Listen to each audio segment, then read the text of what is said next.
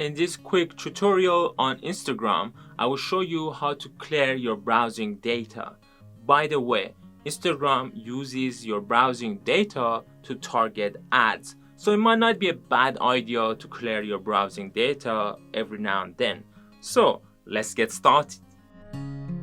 Select Instagram app, then simply select your icon and simply touch the three lines, and now select settings, simply select account, and now select browser settings, and now here touch clear and you will get a message: clear browsing data. Are you sure? Deleting your browsing data will make ads and other content you see on Instagram less relevant to you.